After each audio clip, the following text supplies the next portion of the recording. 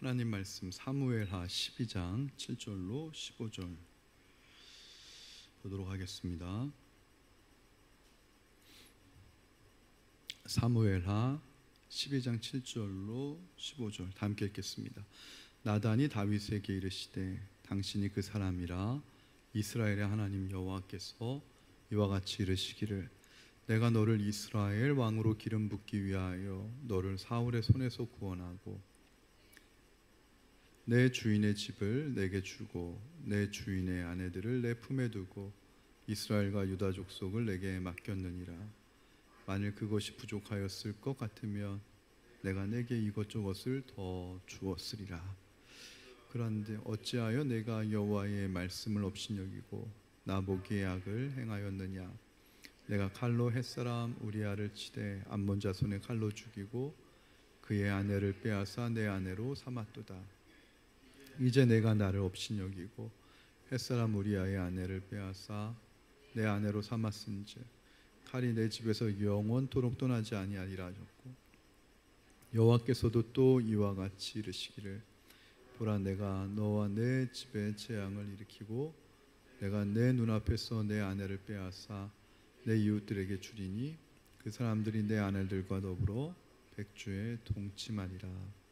너는 은밀히 행하였으나 나는 온 이스라엘 앞에서 백주의 이 일을 행하리라 하셨나이다 하니, 다윗이 나단에게 이르시되 내가 여호와께 죄를 범하였노라 하매 나단이 다윗에게 말하되 여호와께서도 당신의 죄를 사하셨나니 당신이 죽지 아니하려니와 이 일로 말미암아 여호와의 원수가 크게 비방할 거리를 얻게 하였으니 당신이 낳은 아이가 반드시 죽으리이다 하고 나단이 자기 집으로 돌아가니라. 아멘.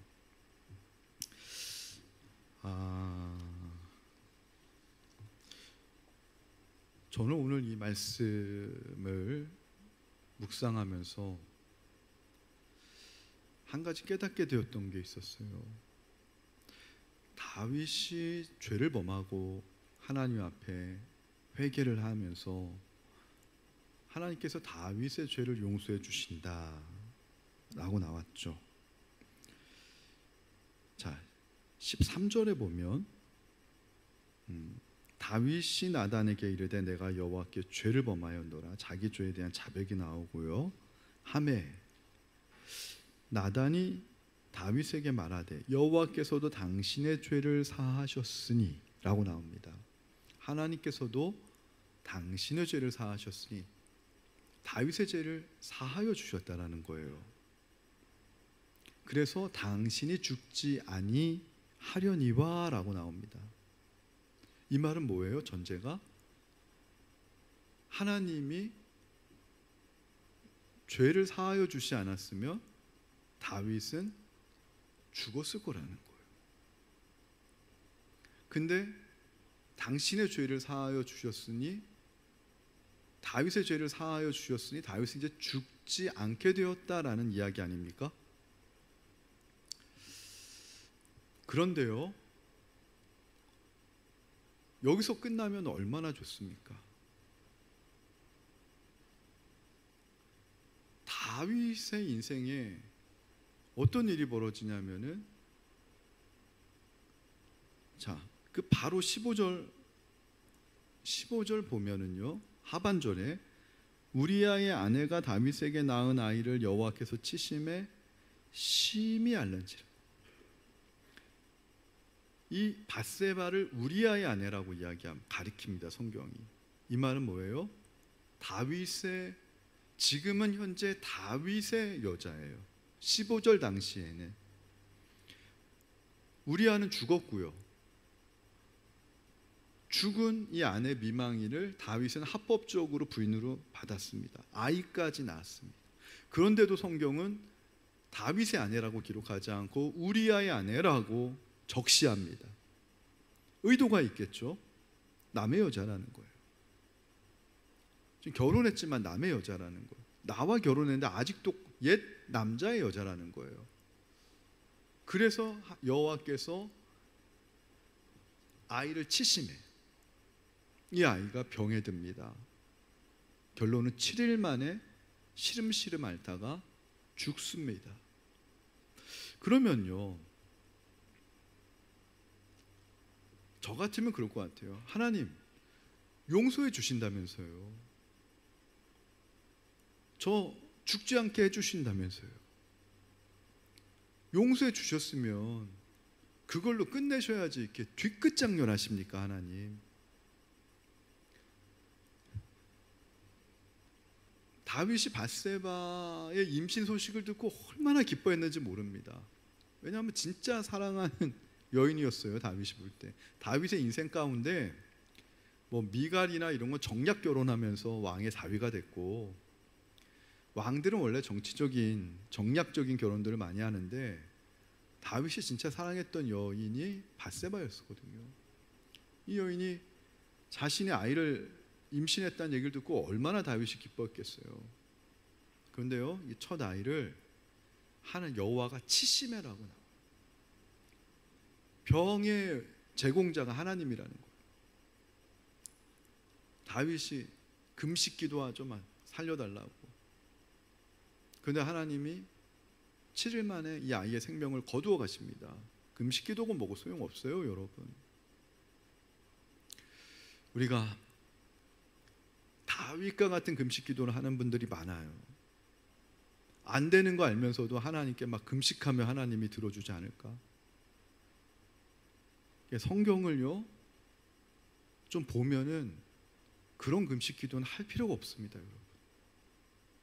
생명은 하나님 손에 있다라는 것을 우리는 믿어야 합니다.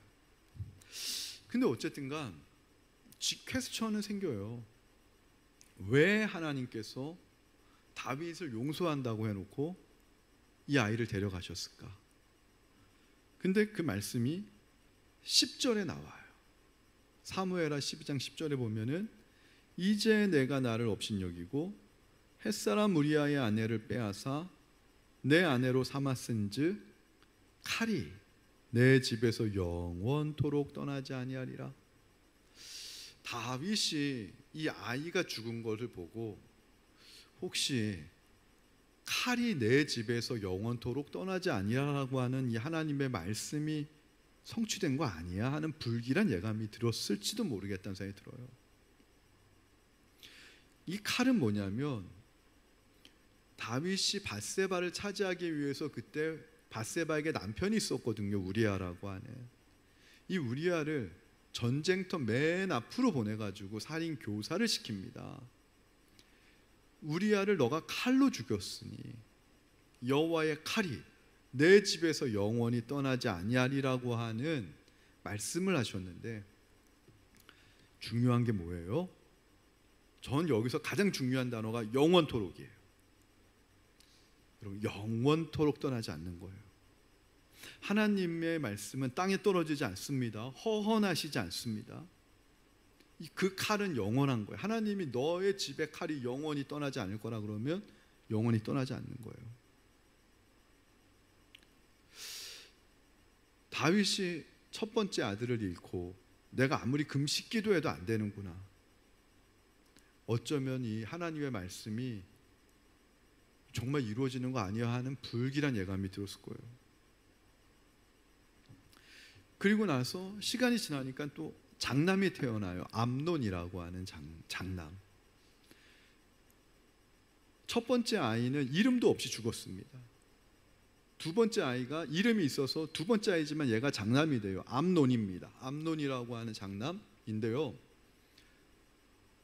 이 아이가 좀 잘 크면 좋잖아요. 근데 여동생한테 마음이 끌리는 거예요. 다말이라고 하는 여동생이, 예쁘장한 여동생이 있는데 그 여동생을 강간합니다. 아무리 어머니가 달라도 아버지가 같은데 있을 수가 없는 일이죠. 다말이 그래요. 자기를 범하려고 하는 이복 오빠 암논에게 이건 부당한 일이다. 세상 모든 사람들이 지탄할 것이고 하나님도 기뻐하시지 않을 거다. 그런데 그럼에도 불구하고 암논이 힘으로 제 앞에서 강간합니다. 그래서 성경이 참 웃긴 게요, 강간에 성공하고 나서 암논의 마음속에 갑자기 다말이 밉게 보였다라는 거예요. 그래서 다말을 버립니다. 그러니까 다말이 얘기합니다.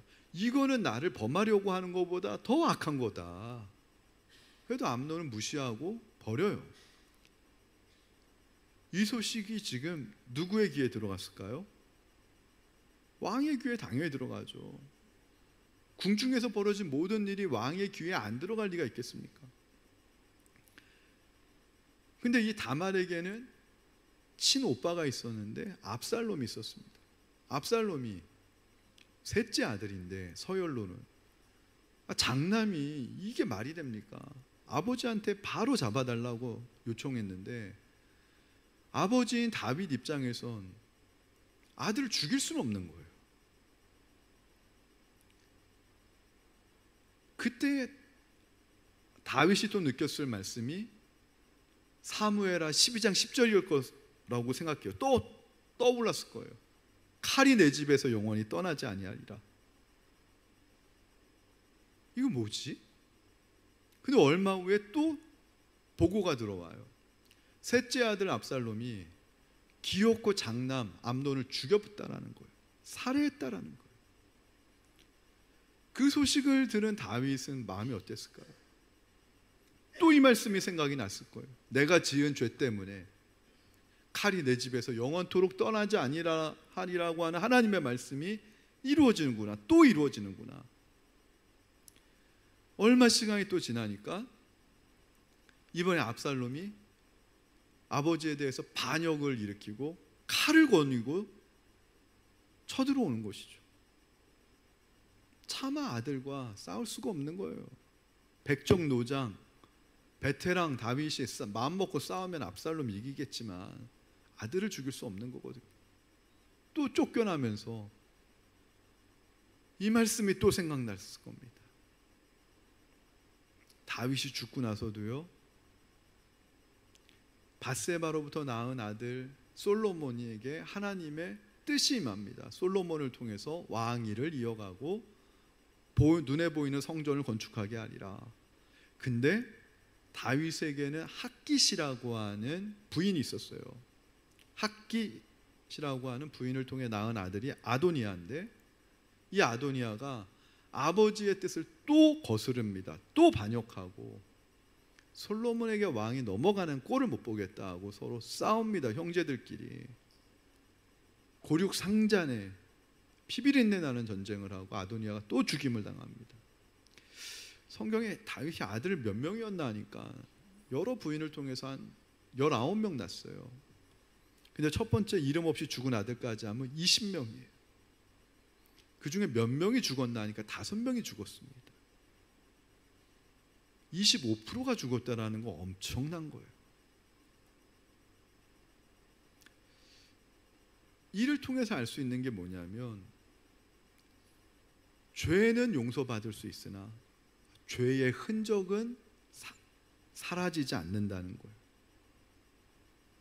이걸 비유로 제가 생각해 봤어요. 이거 우리 성도님들에게 어떻게 이해를 시킬까 하다가 물컵 비유가 생각이 났어요. 만약에 저희 아이가 실수로 물컵을 엎질러서 쏟았는데 하필 쏟은 데가 정말 막 몇백만 원짜리 막 귀한 그런 스카프라고 칩시다. 근데 이게 특징이 물에 닿으면은 그게 안 되는 스카프예요.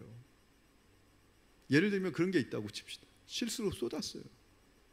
부주의해서.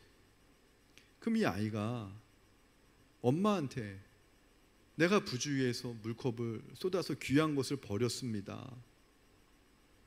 용서를 빌면은 물컵을 쏟은 그 행위에 대해서는 용서받을 수 있어요. 그 죄는 용서받을 수 있어요. 그러나 엎질러진 물을 담을 수는 없는 거예요. 엎질러져서 망가진 그 스카프는 다시 원상 복귀가 안 되는 거예요.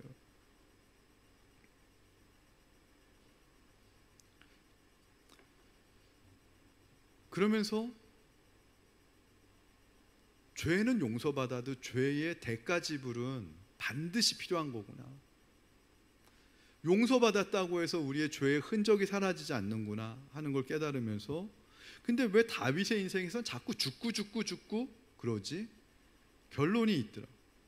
야고보서 1장 15절에 보니까 이게 다 아는 말씀인데 충격적으로 들리더라고요. 우리 한번 읽어볼까요? 시작.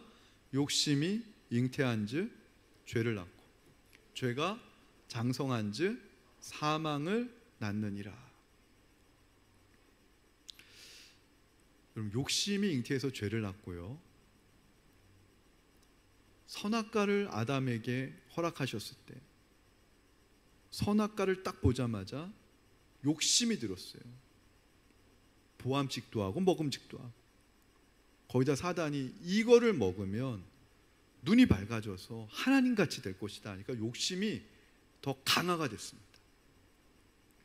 그래서 그 욕심에 죄가 나아졌어요. 선악과를 따먹었어요. 선악과를 따먹으니까 어떻게 됩니까? 일단 출발이 된 죄는요, 더 되돌릴 수 없습니다. 인간의 힘으로는 한번 죄가 스타팅 되면은 멈출 수가 없어요. 없앨 수가 없어요. 죄는 장성한즉 사망을 낳는다.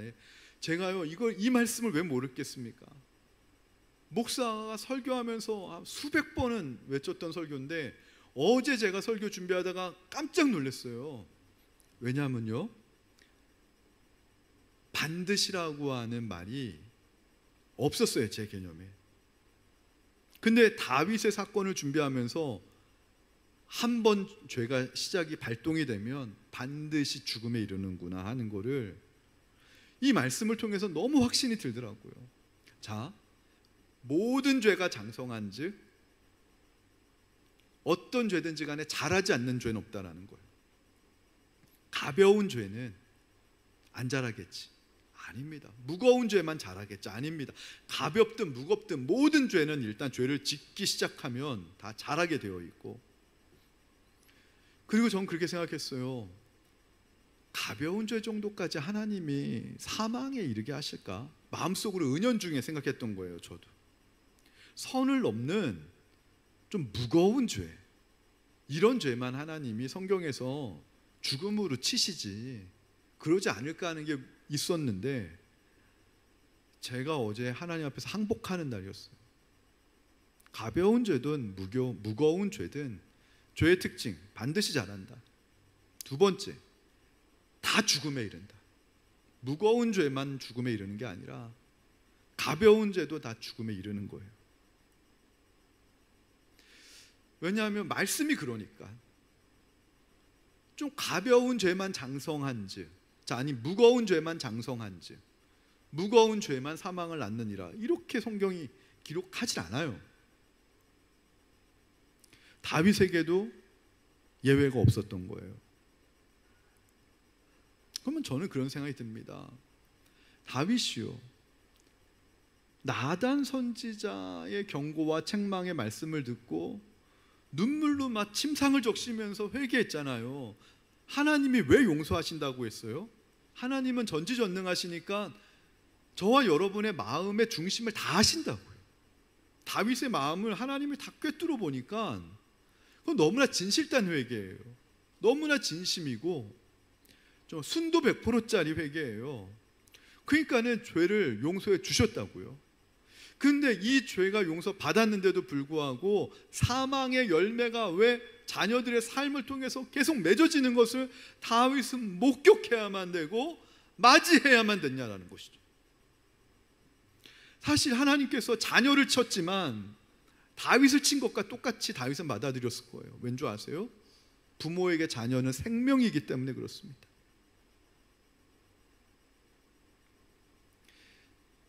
사실 자녀가 죽었지만 압살롬이 쳐들어올 때도 다윗이 압살롬을, 이런 괘씸한 놈, 아들이 나를 반역을 해? 그리고 압살롬과 전쟁을 할 수가 없었던 이유가 다윗은 알았던 거예요. 첫 번째, 이름 없는 아이부터 여호와가 치셔서 그 아이가 죽은 걸 알았기 때문에 내 죄 때문이다. 압살롬이 저렇게 나를 칼끝을 막 겨누고 반역하는 것도 내가 예전에 우리아를 죽이고 바세마를 차지한 내 죄 때문이다. 다윗은 알았기 때문에 피할 수밖에 없었던 거예요. 압살롬이 쳐들어와도 불과 몇백 명 안 됐어요. 압살롬의 군대.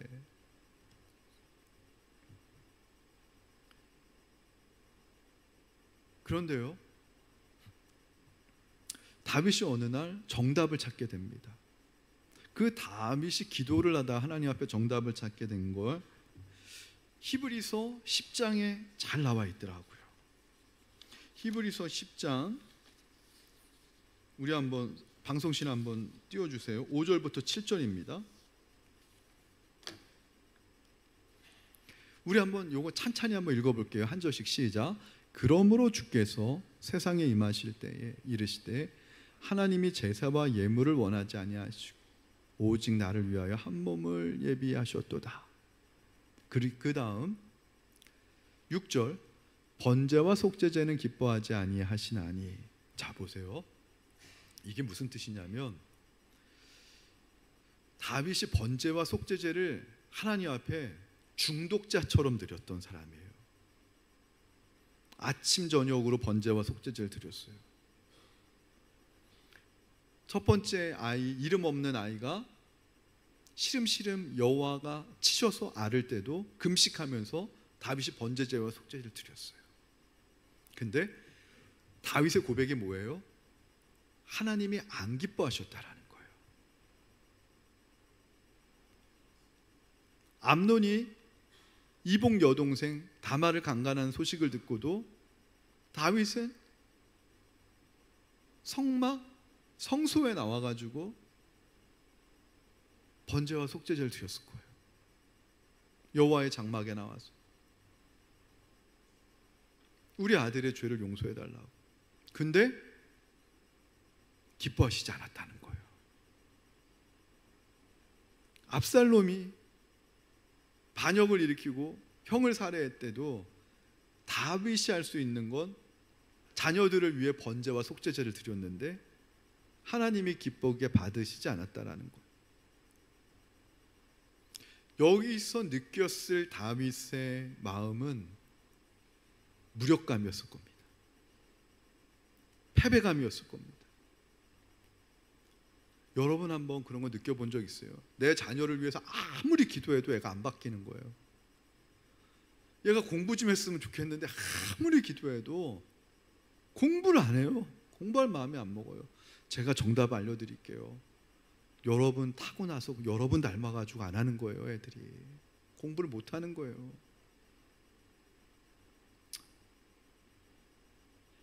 저도 그래요. 저는 공부했는데 우리 애 공부 안 하는 애 있거든요. 왜 안 할까? 저한테서 간 게 있겠죠. 저한테서 간 것 중에 저한테서 물려받은 것 중에 얘는 한 1, 2%만 달라도 공부 안 할 수가 있어요. 머리가 나쁜 애는 아닌데 공부를 안 해요. 1, 2%만 달라도.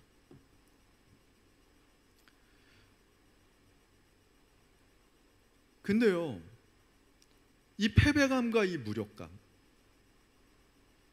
이거를 하나님께서는 다윗이 철저하게 겪길 원하셨던 거예요. 제가 성경을 볼 땐 그렇더라고요. 안 그러면 해석이 안 돼요. 자, 봅시다. 그러면 하나님이 다윗을 왜 살려놓으셨을까? 사실은 아까도 얘기했잖아요. 다윗의 아들들이 죽었어야 될 게 아니라 실제적으로 다윗이 죽었어야 됐어요. 그 죄에 대해서. 근데 하나님이 다윗을 용서해 주신 이유는, 살려주신 이유는 딱 한 가지예요. 다윗에게 언약을 주셨기 때문에. 지난 시간에 제가 말씀드렸죠. 사무엘하 7장에서 하나님, 제가 하나님을 위하여 집을 지어드리겠습니다 하니까 하나님이 아니야, 내가 너 마음속에 예수 그리스도라는 성전을 지을 거야. 눈에 보이지 않는 성전 지을 거야. 너의 후손을 통해 예수 그리스도가 나오게 할 거야 라는 언약을 주셨기 때문에, 다윗을 통해서는 예수 그리스도가 나와야 되는, 그걸 이미 계약을 하나님이 해주신 거예요. 계약서를 찍었기 때문에 그 하나님의 약속을 이행하기 위해서라도 다윗을 죽일 수 없었어요. 여러분, 여기서 우리가 한 가지 얻어야 될 영적인 교훈이, 내가 하나님을 감동시켜가지고 내가 죄 용서받았나 보다 하는 착각을 할 수 있어요. 내가 무엇인가 하나님한테 예쁜 짓 하니까 하나님이 나에게 은혜를 주시고 날 살려주시고 축복을 주셨나 보다라고 하는 착각을 할 수 있다는 거죠. 여러분, 그런 신앙 우리가 1도 도움이 안 됩니다. 다윗이 산 이유는 딱 하나예요. 다윗을 통해서 예수 그리스도가 나오게 한다라는 언약을 사무엘하 7장에서 주셨고 계약서를 찍었기 때문에 하나님의 약속 때문에 안 죽은 거예요. 다윗이 안 죽은 거예요. 저도 가끔 그런 생각할 때 있어요. 막 제가 운전하는 스타일 보면요, 제가 봐도 벌써 사고 몇 번 나서 죽었어야 돼요. 제가 운전하는 스타일을 보면 근데 수없이 많은 사고의 그 아슬아슬한 고비를 하나님이 다 피하게 하신 이유가 뭘까 생각해 보면 내가 운전을 잘해서 운이 좋아서가 아니라 아직 하나님이 사명이 있기 때문에 살려놓으신 거예요. 전 그렇게 생각합니다. 사명이 있기 때문에 하나님 날 살려놓으신 거지, 내가 결코 운이 좋아서 하나님이 나를 예쁘게 봐서 그런 거 아니다. 우리는 자꾸 감정적으로 주관적으로 생각하려고 하는데 말씀을 통해 신앙을 객관화해야 합니다. 자, 근데 다윗이 철저한 무력감과 패배감 앞에서 지금 히브리서 10장은 다윗과 하나님과의 기도예요. 이 장면이 시편 40편을 인용한 말씀이에요. 다윗이 하나님 앞에 오늘 기도하는 거예요. 하나님, 내 도무지 아버지 노릇 못하겠습니다. 도무지 왕 노릇 못하겠습니다. 다윗이 옥상을 거닐다가 밧세바를 간음했는데 압살롬은요, 그 옥상에서 버젓이 다윗의 아내들, 자기 새어머니 같은 거잖아요. 친어머니 아니더라도 다 겁탈해요. 죄가 그대로 복사되는 거예요. 기가 막히죠. 밧세바를 옥상에서 간음했거든요. 음욕을 품었거든요. 옥상에서 압살롬이 다윗의 아내들을 욕보입니다. 무서운 거예요, 다윗이 볼 때.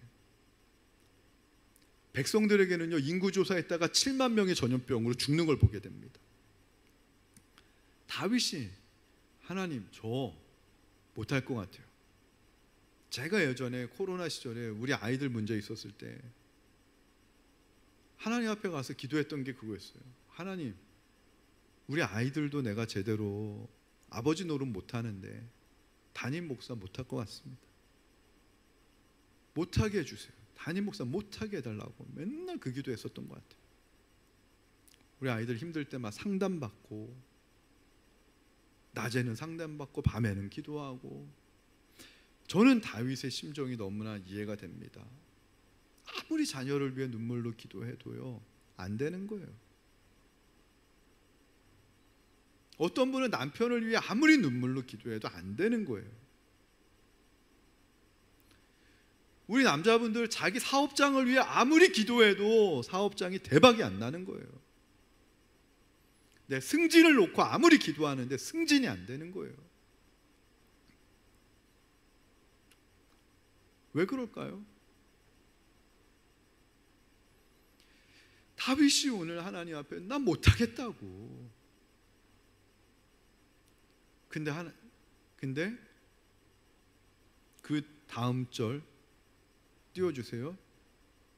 이에 내가 말하기를. 다윗과 하나님과의 이 기도 대화를 누가 들었냐면 예수님이 들으신 거예요. 여기서 내가 말하기를, 내가는 예수님을 의미합니다. 하나님이요, 성부 하나님이요, 보시옵소서.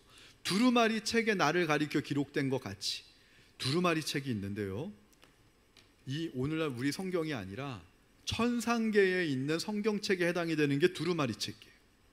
이 천상에 있는 두루마리 책은 언제부터 있었냐? 요한계시록을 보니까 하나님이 천지를 지으시기 전부터 갖고 계신 하나님의 빛책과 같은 게 두루마리 책이에요. 이 두루마리 책에는 하나님이 천지를 왜 창조하셨고 인간이 죄를 지었을 때 어떻게 인간의 죄를 해결할 것이고, 그리고 무너진 이 세상을 어떻게 사탄을 심판하시고 나중에 회복할 것인지에 대한 모든 계획이 들어있는 게 두루마리 책이에요. 성자 예수님이, 그러니까 여기 다윗이 있고 하나님이 여기 있다. 다윗이 기도하는 거 듣고, 천상에 성부 하나님 보좌 우편에 앉아 계신 분이 누구예요?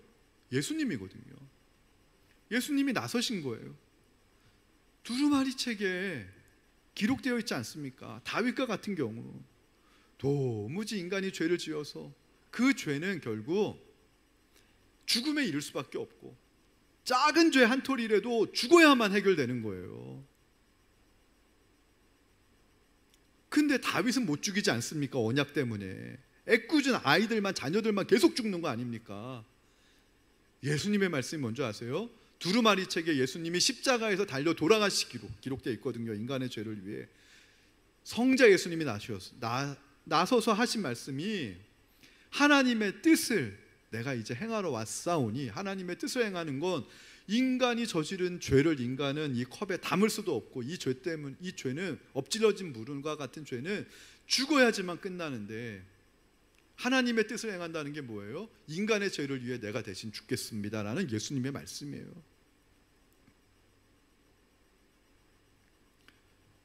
그러면서 다윗이 욥과 똑같은 고백을 해요. 내가 귀로만 듣던 주님을 이제 눈으로 배웁습니다. 주님이 나의 주님이십니다.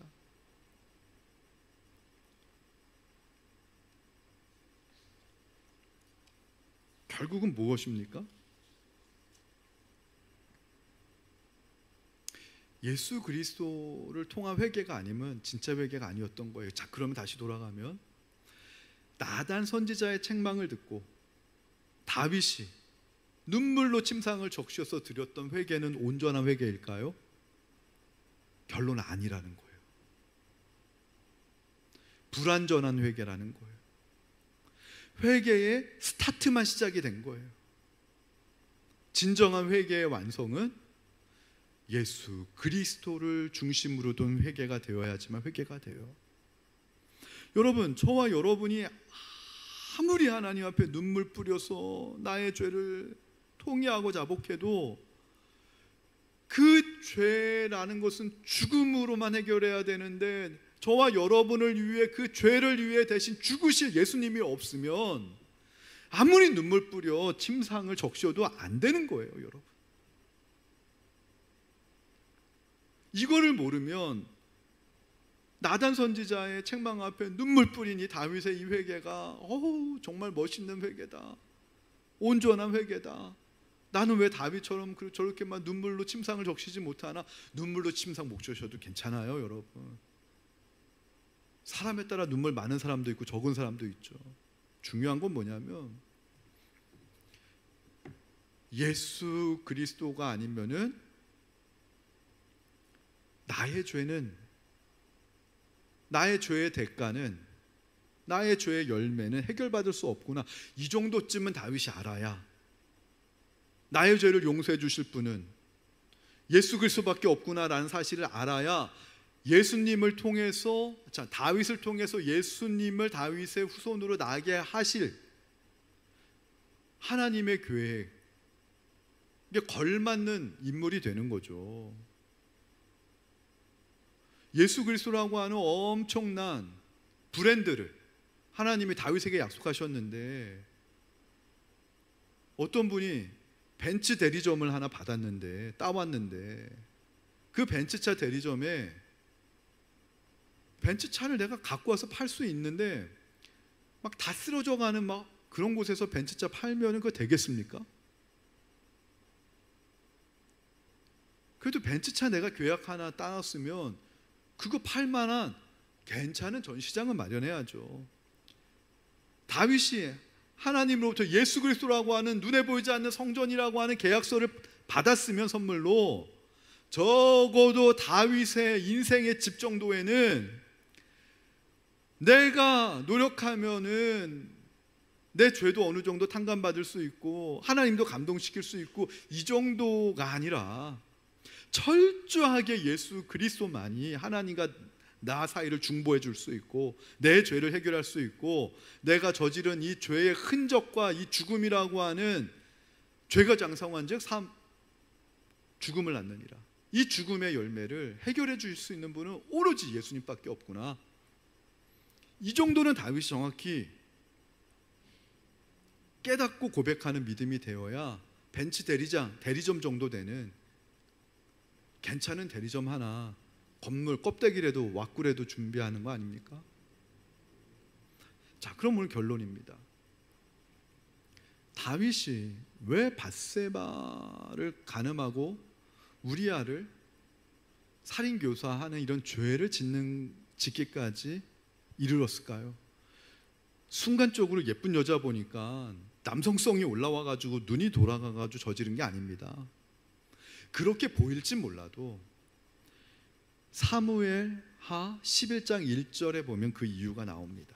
사무엘하 11장 1절에 보면은요, 그 해가 돌아와 왕들이 출전할 때가 되매라고 나오는데 왕들의 전쟁이었어요. 왕들이 출전해야 되는 전쟁이었어요. 왕들의 전쟁이었기 때문에 고대 전쟁은. 근데 다윗, 이스라엘은 하나님의 나라입니다. 다윗을 하나님 나라의 왕으로 임명했기 때문에 청지기 왕이에요. 이스라엘의 전쟁은 하나님 나라의 전쟁이었어요. 근데 다윗은 부하 장수들이 왕이시여 이제 군대도 많아지고 왕을 대신해서 싸울 장수들도 많아졌으니까 위험한 전쟁터 가지 마시고 궁정에 계세요.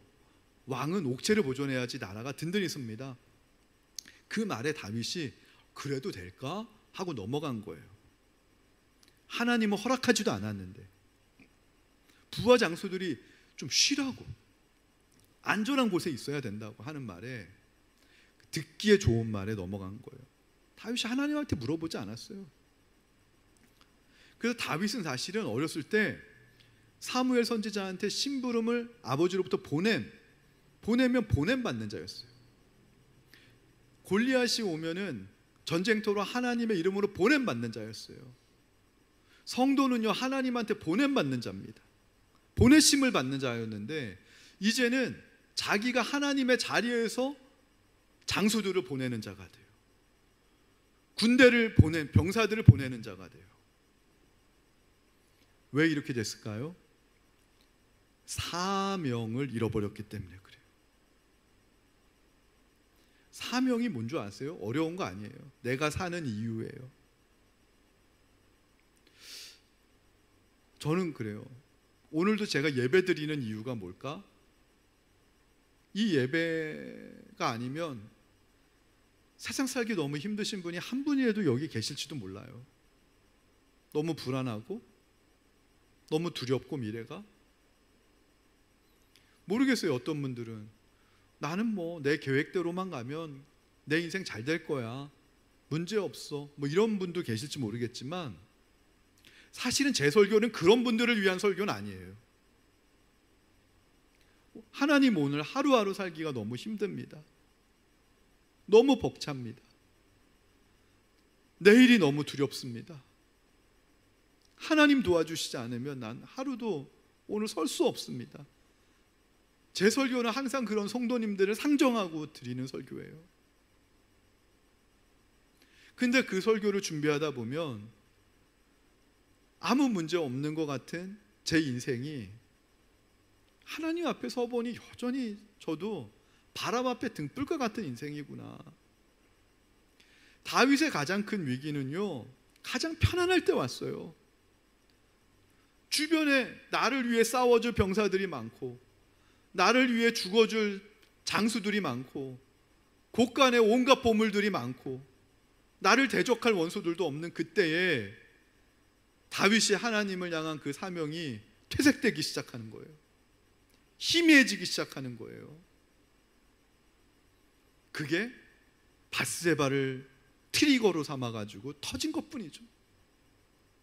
그 다음에 우리아를 막 살인교사하는 사명을 떠나면 죄를 지을 수밖에 없어요. 그리고 그 죄에 대한 결론은 사망입니다. 누군간 죽어야 됩니다. 근데 오늘 저와 여러분을 위해 예수님이 대신 죽어주셨잖아요. 할렐루야. 예수님이 대신 죽어주신 거예요. 내가 죽어야 되는데, 내 자녀가 죽어야 되는데 예수님이 대신 죽어주신 거예요. 그래서 저와 우리 자녀가 아직 살아있는 거예요. 그렇다면 우리가 뭘 해야 돼요? 고장난 인생을 수리해야 되는데, 고장난 항아리를요, 구멍난 항아리에다가 물을 채우는 방법이 있더라고요. 여러분, 두 가지가 있더라고요. 뭔 줄 아세요? 첫 번째 방법, 구멍난 항아리에 물을 채우는 방법. 첫 번째는 바닷물에 빠뜨리는 겁니다. 그러면 구멍에 물이 새도 바닷물이 계속 들어가요. 이게 뭐냐면, 우리가 계속 죄를 지어도요, 엄청난 죄를 지어도요, 내 죄를 사하시려고 예수 그리스도를 보내시려고 작정하신 그 두루마리책, 하나님의 그 두루마리책에는, 천상에 있는 두루마리책에는 저와 여러분이 죄를 지을 걸 아시고 우리의 죄를 해결하기 위해 예수 그리스도를 이 땅에 보내시기로 작정하신 하나님의 뜻, 그 계획, 그 은혜가 바닷물과 같은 은혜인 줄로 믿으시기 바랍니다. 그 두 번째 방법은 뭐냐면요, 그 구멍난 항아리에 하나님이 두꺼비를 집어넣으셔가지고 그 두꺼비가 그 구멍을 딱 막는 거예요. 근데 그 두꺼비가 누군가 생각해 보니까 예수 그리스도시더라고요. 그래서 우리가 하나님이 내 죄 때문에 예수님을 보내셔서 십자가에 죽으셔서 내 죄가 용서받았대, 여기까지만 알면 반쪽짜리 은혜예요. 근데 그 고귀하신 예수님이 아직 더럽고 추하고 고장난 내 인생에, 내 마음에 직접 들어오셔서 내 마음의 집을 깨끗하게 청소해 주시고, 내가 죄와 실수로 구멍난 내 인생마다 보수하시고 고쳐주시고 메꾸어 주시는 그 예수님을 내 마음속에서 소외시키지 않고 내 마음의 가장 귀한 자리에 모시는 것, 그게 두 번째 은혜를 완성하는 거예요. 그거를 요한복음 1장에서는 뭐라고 기록했는 줄 아세요? 말씀이 육신 가운데 거하심에, 요한복음 1장 16절이죠. 우리가 다 그의 충만한 데서 받으니 은혜 위에 은혜더라. 할렐루야. 다시 한번 강조드려요. 말씀이 육신이 되어 우리 가운데 거하심에 우리가 다 그의 충만한 데서 받으니 은혜 위에 은혜더라.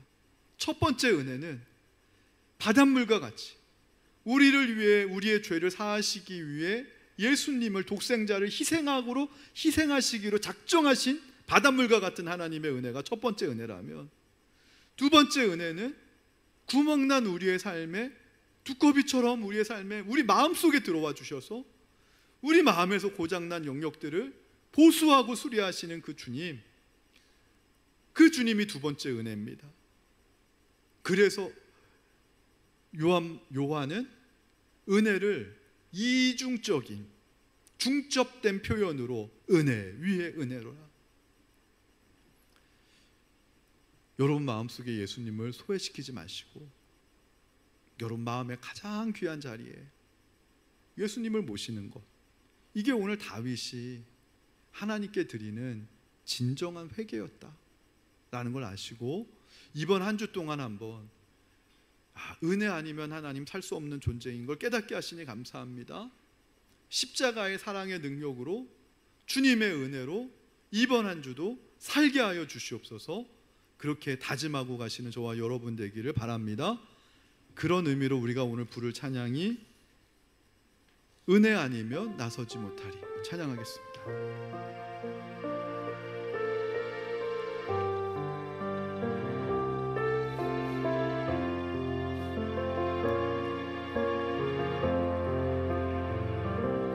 어둠 속에 매이던 내 영혼 갈 길 몰라 방황할 때에 주의 십자가 영광의 그 빛이 나를 향해 비추어 주셨네. 주홍빛보다 더 붉은 내 죄 그리스도의 피로 씻기어 완전한 사랑 주님의 은혜로 새 생명 주께 얻었네. 은혜 아니면 나서지 못하네. 십자가의 그 사랑 능력 아니면 나서지 못하네. 은혜 아니면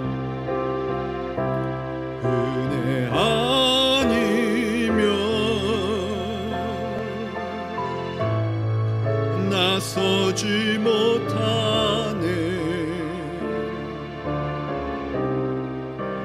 놀라운 사랑 그 은혜 아니면 나서지 못하네. 나의 노력과 의지가 아닌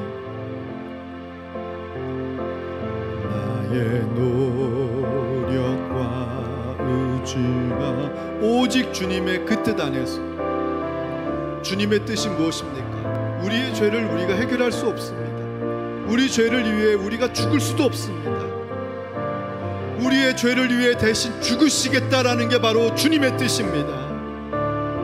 하나님과 우리 사이에 완전하신 중보자가 되시길 원하시는 주님, 죄로 인해 고장난 우리 인생을 완벽하게 고치시겠다, 새로운 피조물로 회복시키시겠다라고 하는 그 주님의 은혜, 그 주님의 은혜가 아니면 오늘 저와 여러분 이 자리에서 예배 드릴 수도 없습니다. 십자가의 그 능력 아니며 나서지 못하. 선포합시다. 은혜 아니면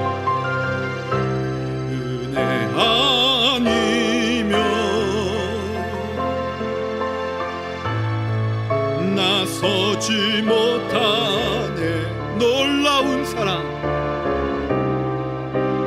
완전한 사랑 그 은혜 아니면 나서지 못하네. 이제 나 사는 건 아니요, 오직 예수 내 안에 살아계시니 나의 능력 아니 주의 능력으로 이제 주와 함께 살리라. 오직 은혜로 나 살아가리라 고백합니다. 나 살아가리라. 십자가의 그 사랑, 십자가의 그 사랑 주의 능력으로 나는 서리라. 주의 은혜로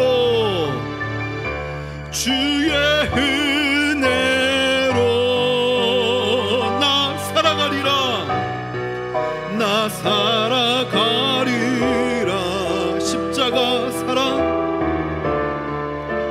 십자가 사랑 그 능력으로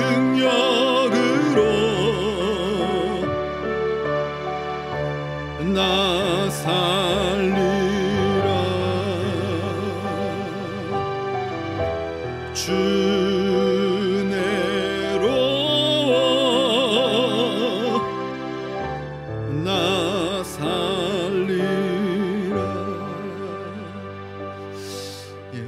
잠깐 기도하길 원하는데요, 저는 죄가 그렇게 심각한지를 알고는 있었지만 다 몰랐었어요. 오늘 이 설교 준비하기 전까지.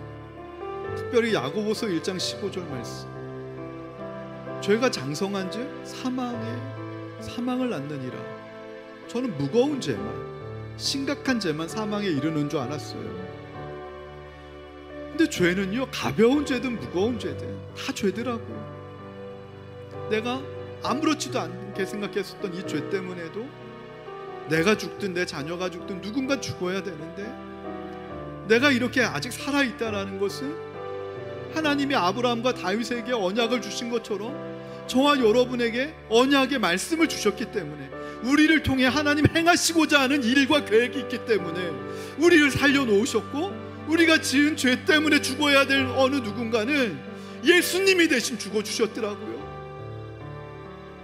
다윗으로 하여금 이 사실 절실하게 깨달을 때까지 나단 선지자 회개 하나 가지고 된 게 아니라, 그 오랜 세월 동안 자녀들의 그 죽음 앞에서, 자녀들의 피비린내 나는 골육상잔의 그 칼싸움 앞에서, 죽음 앞에서 다윗이 아침 저녁으로 번제를 드렸지만 철저하게 무력함을 느끼고, 철저하게 패배감을 느끼고, 예수님밖에는 나의 죄를 용서하고 나의 연약함을 고치시는 분은, 내 인생을 고치시는 분은 예수님밖에 없구나. 여러분, 우리 인생 고치실 분 예수님밖에 없잖아요. 여러분의 자녀 고치실 분 예수님밖에 없잖아요. 여러분의 부모님 지켜주실 분 예수님밖에 없잖아요. 예수님 빠진 예배는 종교 생활에 지나지 않는다라는 거예요. 예수님이 핵심으로, 예수님을 중심으로 둔 그 예배만이 내가 하나님의 정말 자녀로 살아가는 방법을 오늘 깨달았는데, 오늘 이 시간 기도하면서 주님의 이름 한번 부르고 기도할 때, 하나님, 이제 주의 은혜 아니면 살 수 없사오니 십자가의 그 능력으로 주님의 은혜 의지하여 살게 하여 주옵소서. 주님의 이름 한번 외치고 이 시간 간절히 기도하길 원합니다. 주여, 하나님 아버지, 역사하여 주시옵소서. 우리 인생 가운데 찾아와 주시옵소서. 은혜 아니면 살 수 없는 인생인 걸 깨닫게 하시니 감사합니다. 그 은혜가 어떤 은혜인지 이제 알았습니다. 모든 죄는 죽음으로만 해결될 수 있는데, 내가 죽어야 되고 내가 사랑하는 이가 죽어야 되는데, 예수님이 대신 죽으셨습니다. 우리의 죄를 사해 놓으셨으니 하나님, 이젠 예수 그리스도 안에 있게 하여 주옵소서. 예수 그리스도 밖에 나가면 나는 또 죄를 지을 인생이 될 것 뻔합니다. 이제 주의 은혜 안에 살게 하여 주옵소서. 십자가 사랑 그 능력만 의지하여 살게 하여 주옵소서. 하나님의 은혜 아니면 살 수 없는 인생인 것을 고백하며 주의 은혜를 사모하며 주의 은혜 감사하며 살아가는 한 주간 되게 도와주옵소서. 오직 예수님만이 내 인생을 새롭게 변화시키시고 내 자녀들의 고치실 분은 예수님밖에 없음을 고백합니다. 주여 아버지 함께하여 주시옵소서. 예수님의 이름으로 기도합니다. 아멘. 다 함께 일어나시겠습니다. 여러분은 세상에 나가서 빛과 소금의 사명을 감당하는 주님의 제자가 되시기를 바랍니다.